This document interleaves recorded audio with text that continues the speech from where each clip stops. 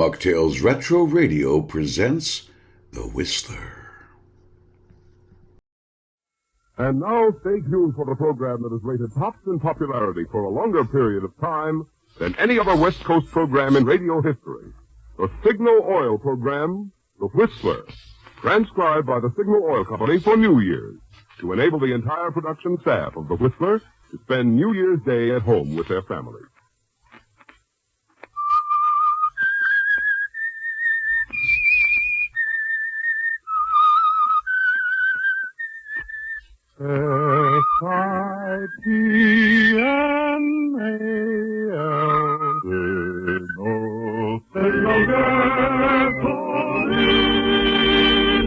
Signal, the famous Go Farther gasoline, invites you to sit back and enjoy another strange story by The Whistler.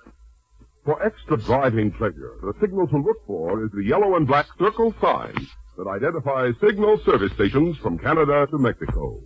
And for Sunday evening listening pleasure, the signal to listen for is this whistle that identifies the Signal Oil program, The Whistler.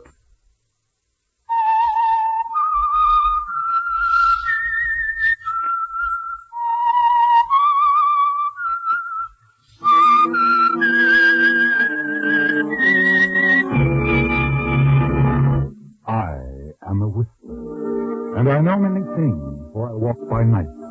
I know many strange tales hidden in the hearts of men and women who have stepped into the shadows. Yes, I know the nameless terrors of which they dare not speak. And now for the Signal Oil Company, The Whistler's strange story. Evening Stroll.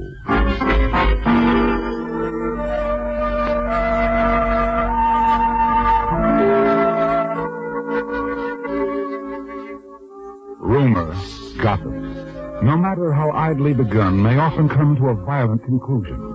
Its pernicious content can twist and distort the mildest of deeds, until with a deadly force fed and made strong by repetition, its weight can smash lives. The venom of rumor, gossip, is always around. Defense against it is pitifully inadequate, and no one is immune. Not even Professor Malcolm Dunn on New Year's Eve, strolling across the darkened campus, puffing quietly on his pipe. At the moment, he seemed pleased with the way things had turned out. The rather embarrassing session a few days ago with Dean Wilson was forgotten, and his thoughts were only of the future, his future at the university.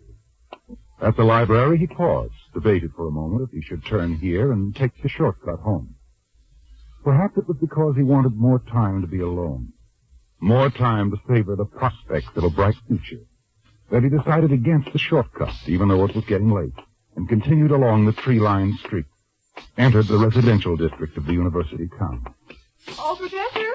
Professor! Oh, Miss Crandall. Miss. Hi. Mind if I walk along with you? Of course not. Isn't it a wonderful night? Yeah. Cool, crisp. Mm-hmm.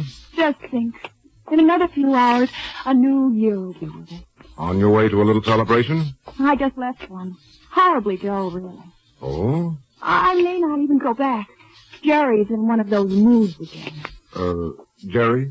Jerry Hayes. He's just a friend. He took me to the party. We had words. So you decided to take a walk? That's right. Professor. Yes? I heard Dean Wilson had you in for a long talk the other day. That's right, Miss. About me? About you. I'm sorry I've caused you so much trouble. But I'm not sorry I ever fell in love with you. Midge, I'm old enough to be your... Please don't say that. But you don't understand. Some things I do, Professor. For instance, this one-sided romance isn't any good. I've caused you nothing but trouble. I realize you can't afford to get mixed up with any of your students. It isn't as though I've given you any encouragement. True, we've seen quite a bit of each other. You've been very proper about the whole thing all along. It's my fault, all of it. I admit that. But I can't help it. I'm in love with you. It's very flattering, Midge, but... Still, you wish I weren't so obvious about the whole thing. Well... I've never once told anyone that you were in love with me. I believe you, Midge. But don't you see, There are some people who take a thing like this, gossip it around. The rumors begin to spread. First thing, there's a nice scandal. It's already started, hasn't it? I mean, that's why the dean wanted to talk to you. I don't mind telling you that session with the dean was more than a little embarrassing. I'm terribly sorry. Well, it's all over now. I've explained everything to his satisfaction, I'm sure. All this hasn't ruined everything for you, has it? Hmm? I mean, you're taking over the history department when Professor Ferris leaves next month. No, thank heaven. This new position is very important to me, Midge. To my wife, too. It means a great deal to both of us. It means a lot to me, too. I hope I'm around when it happens. What do you mean? I'm leaving the university. Oh, you are? Yes, going to New York. The call of the theater, you know. The father has a friend who's a producer. And, well, it'll be a small part to begin with. I'm sorry you're going to leave us. Are you? Really? Of course. But I'm certain you'll become a very great actress someday. Thank you. People say I'm acting all the time anyway. Well, here's my apartment house. I'll see you to the door. Oh, well, how do you like that? No, Kitty, I've locked myself out again. Sure it isn't in your purse there? No. Now, how am I going to get in? The house manager's at a party, probably won't be home for hours. Well, you just can't sit out here all night. Isn't there some way we There is. My apartment's around back, on the ground floor. The screen on the bedroom window's used. Trouble is, I'm not very good at climbing through windows. If somehow you... Oh, no, I couldn't ask you. Well, when a lady's in distress. Oh, thanks, Professor. We'll go in the front way here. The lobby doors are always unlocked.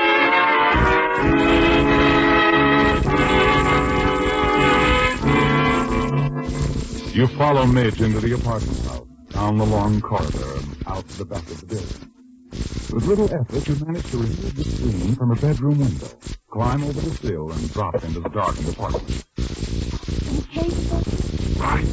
The light switch is in the alcove, straight ahead. I'll find it. You all right, Professor? Yes, so.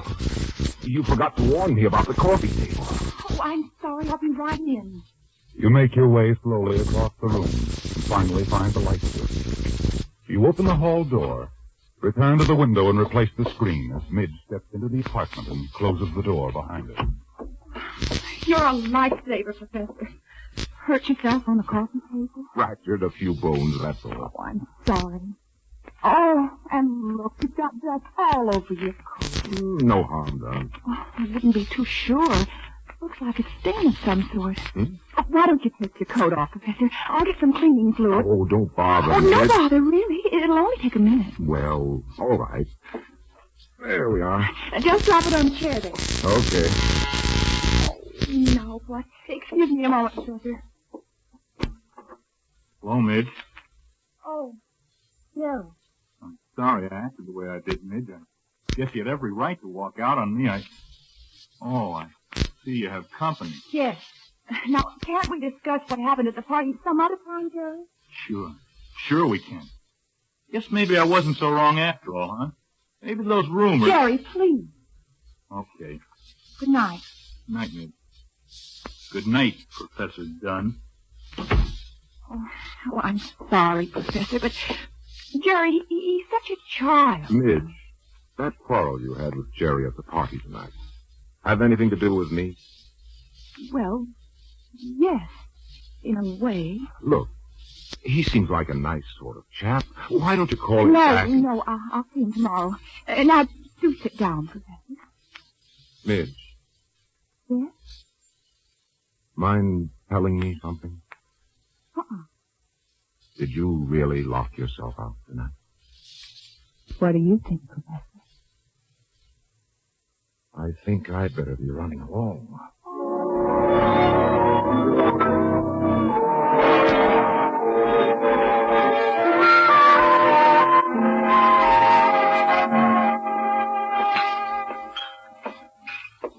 Good morning, Mrs. Dunn. Oh, morning, Malcolm. Breakfast will be ready in a moment. Fine.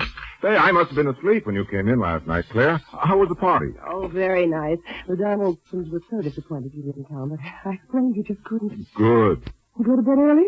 No. I worked for a few hours. Then I went out for a walk. A long walk. By the way, Mrs. Dunn, how about a kiss for a Happy New Year for your husband? Happy New Year to you, Professor. Now you sit down. Read your paper. Oh, Malcolm. Yes? Isn't Midge Crandall one of your students? Why, yes. She is. Her picture's there on the front page.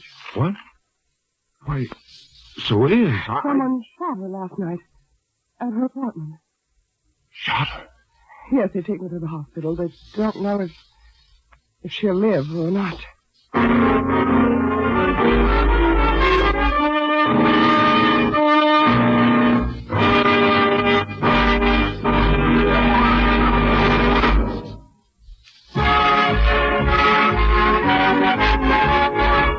Because this is New Year's Day, Signal Oil Company has asked me to skip the regular message about Signal gasoline in order to bring you a few extra chuckles with these limericks.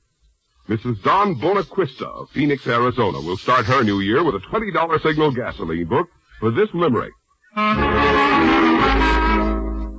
Like the man on a flying trapeze, you can drive with the greatest of ease. If you'll only be smart and right from the start, say, fill it with Signal gas, please. Signal gasoline. Your car will go far with no further gasoline. Tonight's second $20 Signal gasoline book goes to Mrs. Rod Doobie of Coeur d'Alene, Idaho, for this limerick. A man with a love for smooth driving found his car needed reviving.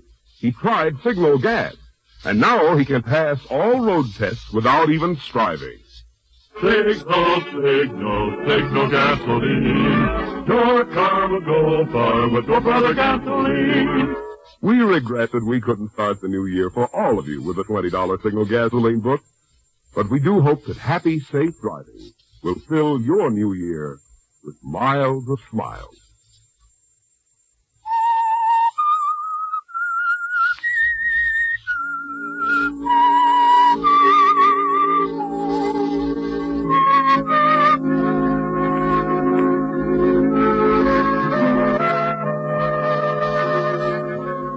It's a shock, isn't it, Professor? Your hands tremble as you hold the morning newspaper.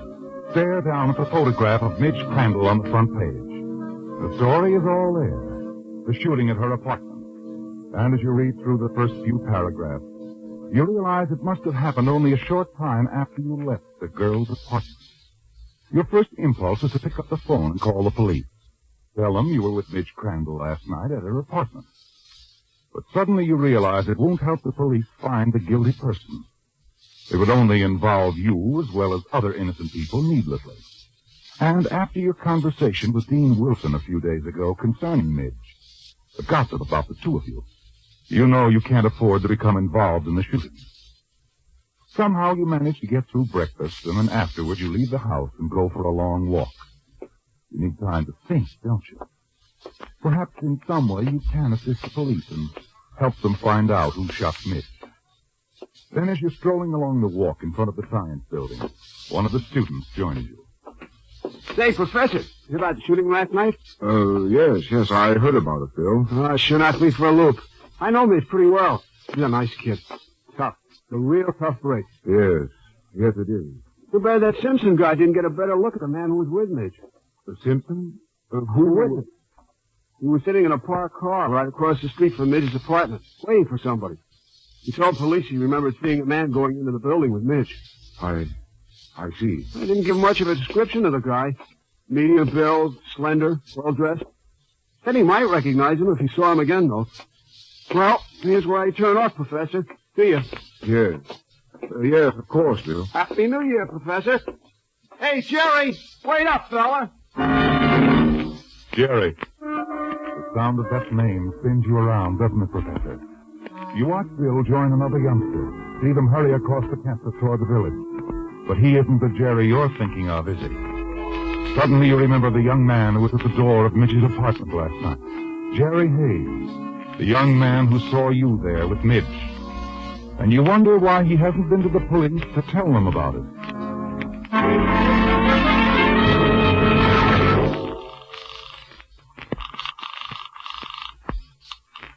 Hello? May I speak with Jerry Hayes, please? Yeah, just a sec. Hey, you guy. Mic down, will you? I can't hear a thing. What was that again? Is Jerry Hayes there? Oh, yeah, sure. Hold on. Hey, care for you. Who is it? It's me. Hello? Jerry, this is Professor Dunn. Oh. Hello? I'd like to talk to you, Jerry. I figured you would. Where could we meet? Place you say. The path at the far end of the athletic field in 10 minutes. Is that all right? Okay.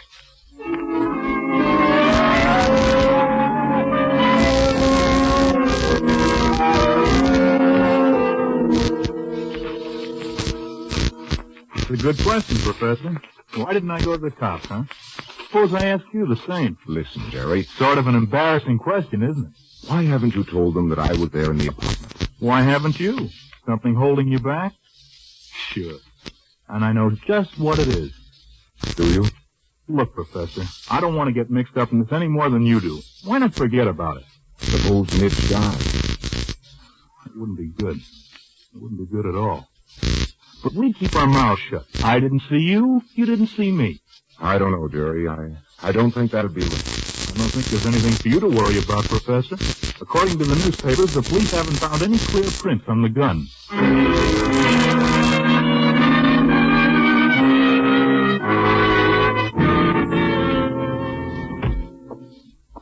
Is that you, Malcolm? Yes, Claire. Quite a walk you took. I'm glad you're back home, Malcolm. There was a call for you. Oh? Dean Wilson's housekeeper called.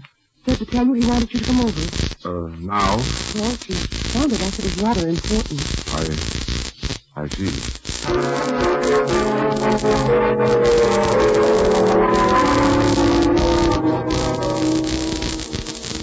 Come in, Professor Dunn, come in. Thank you, Mrs. Stroll. The Dean is in his study.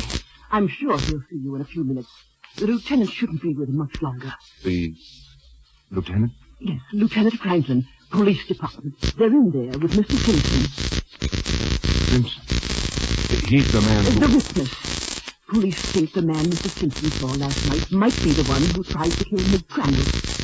Oh, isn't it terrible, Professor? That poor girl. I understand she's still in a coma. Thank you very much, Wilson. Sorry we had to take up so much of your time. Quite all right, Lieutenant. Can't overlook anything, you know. Don't very much to go on.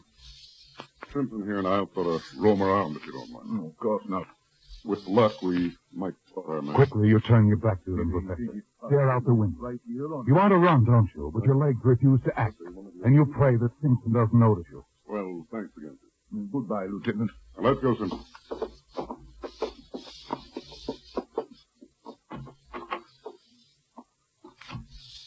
Oh, there you are, Malcolm. Afternoon, sir. Sorry to keep you waiting. I just got here a moment ago. Come in. Terrible business, that. Terrible. You heard, Malcolm? I think the man who shot Miss Crandall is here, on our campus. Yes, I heard. Any definite leads? No. Unfortunately, the witness Simpson hasn't been able to give a good description of the man we saw go into the apartment building with the girl. Does Mr. Simpson think he can identify the man if he sees him again? He seems to think so. Yes. I, for one, certainly hope he's right. This thing must be solved, Malcolm. They've got to find that man. Yes, of course. Well, let's get on with it. I want to discuss several matters with you, Malcolm, about your new position. Hope you don't mind my calling you over today. Oh, of course not. Professor Ferris will be leaving earlier than we expected. So it's important we get to these things as soon as possible. Yes, sir.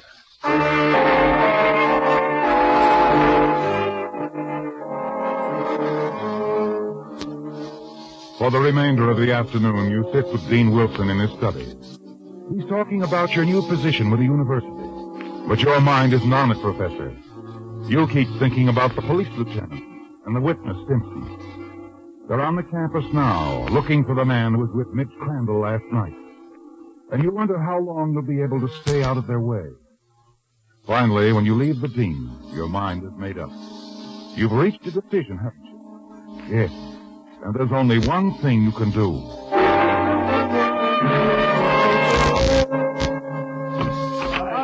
Yeah, what? Oh, hello, Professor. Come on in. No, thanks. I just stopped by to see if Jerry Hayes was in. Oh, no, he's down in the village. Ought to be back soon. I see. Will you tell him I must see him immediately? It's very important. Oh, sure, Professor.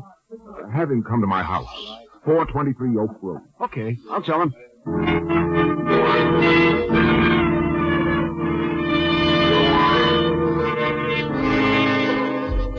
You've made up your mind, haven't you, Professor? Hiding from the police isn't going to solve anything. Instead of helping them, you're wasting valuable time, throwing them off the track, while the guilty person remains at large.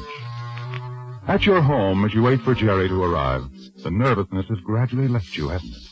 You're strangely calm, ready to face whatever happens. Then, as a battered convertible stops in front of your house and Jerry steps out, you dial police headquarters and ask for Lieutenant Franklin. Yes, Professor Dunn? Lieutenant, I have some information. It's about the Midge Crandall shooting. Oh? Would you come to my house right away? 423 Oak Road. All right. I'll be there, Professor. Malcolm, Oh, yes, Claire. What is it? did I hear you just call the police? That's right. You said something about Midge Crandall. Excuse me. That's Jerry Hayes. I'll let him in. Malcolm, what's this all about? I'll explain in a moment, Claire. How are you, Professor? Come in, Jerry. Well, Mrs. Dunn? How are you, Jerry? How's Janet? I haven't seen her in ages. Oh, she's fine. Janet? Jerry's aunt is an old school chum of mine, Malcolm. Never would have gotten into the university here if it hadn't been for the two of them, Professor. Guess I owe Janet and Mrs. Dunn a lot. I see. Now, Malcolm, what's this all about? Yeah, what's up, Professor? Jerry, I've called the police. They may not believe I had nothing to do with the shooting, The but police? Wait a minute, I thought we... it's no use, Jerry. I want you to tell them all you know about this Midge Crandall affair. Even that I saw your wife there? What? That's right, dear. You mean you want me to tell the police I saw Mrs. Dunn come running out of Midge's apartment house last night? Claire.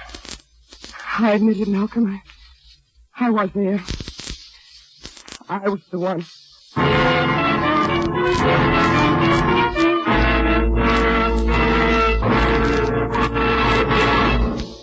New Year's Day is an appropriate day to take stock of one's blessings. So we of the Signal Oil Organization would like to take this opportunity to express our appreciation to all of you who have given us so much for which to be thankful. To you loyal Whistler fans whose continued preference for Signal products has helped us grow from a small start in one state into an organization serving 6 western states, we are genuinely grateful. To independent Signal dealers whose conscientious service has helped so much to keep customers and their cars happy, we are mighty appreciative. So that all of us in the Signal Oil family may continue to merit your friendship and your business, you can count on us to pursue our policy of making every Signal product and Signal service always finer and more complete. Throughout the new year, as for the past 19 years, we shall do everything in our power to make your stops at Signal stations, as well as your miles behind the wheel, happy ones. It came as a staggering blow, didn't it, Professor? Your wife's admission that she had shot Midge Crandall. Yes, you'd been afraid to get in touch with the police because it meant admitting that you had been there in the apartment yourself. And you knew it would start the gossip again and involve other innocent people. Yet finally you decided to face the consequences. Tell the police that you were the man the witness Simpson had seen. So you'd call Lieutenant Franklin, ask him to come to your house. Then too late you learned that your wife Claire had shot Midge. You've got to believe me, Malcolm. I swear I didn't mean to do it. Claire, why did you go over there? I'd heard talk about you and Midge. I just had to see her. But she admitted it was all wrong, her fault, but she'd been very foolish. Yes, but... She kept telling me how much she loved you, and yet she couldn't have you. And then she picked up the gun. Malcolm, I didn't know what to do. The way she acted, I suddenly got the crazy idea she was going to kill herself. Oh, Claire, you don't know, Midge. She was putting on an I act. had to stop her. And when I tried to take the gun away, it went off. Oh, Malcolm, I didn't mean for her to get shot. I wouldn't have harmed that girl for the world. But you ran. You left her. I got outside the door of the apartment before I realized she might die if I didn't do something. And then I heard someone running down the hall. I knew the shot had attracted attention. But she'd be found immediately. Malcolm, the police. Look, Mrs. Dunn, they don't know you were there. You didn't mean to shoot Midge. We don't have to tell them a thing. Wait a minute. Jerry's supposed. Good evening, Professor. Come in, Lieutenant. Lieutenant, my wife, Jerry Hayes. How do you do? Now, Professor, you said over the phone something about the... Yes. Jerry here saw a woman hurry out of Miss Crandall's apartment house last night. A woman? Mm-hmm. Yes. So he saw a woman. Simpson saw a man. But, Lieutenant... A lot of people went in and out of that building last night. But it doesn't mean a thing. What? Miss Crandall came out of her coma a few minutes ago. Oh, she's going to be all right. Oh, that's great. She's a wonderful girl. Yeah, she was worried for fear we'd think one of her boyfriends had done it. Actually, it was just another one of those, I didn't know the gun was loaded cases. Miss Crandall told us she shot herself by accident.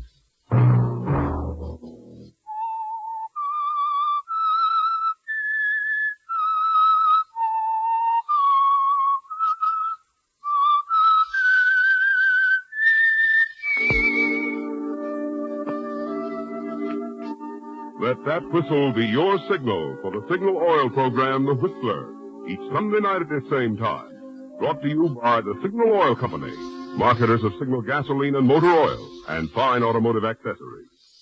Remember, if you would like the fun of having your friends hear a limerick of yours on The Whistler, the address to which to send it is the Signal Oil Company, Los Angeles 55, California.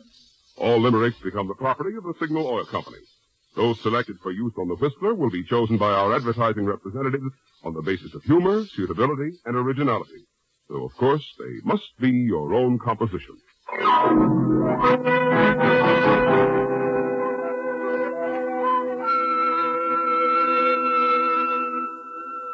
Featured in tonight's transcribed story were Donald Woods, Barbara Eiler, Mary Lansing, and Gil Stratton, Jr.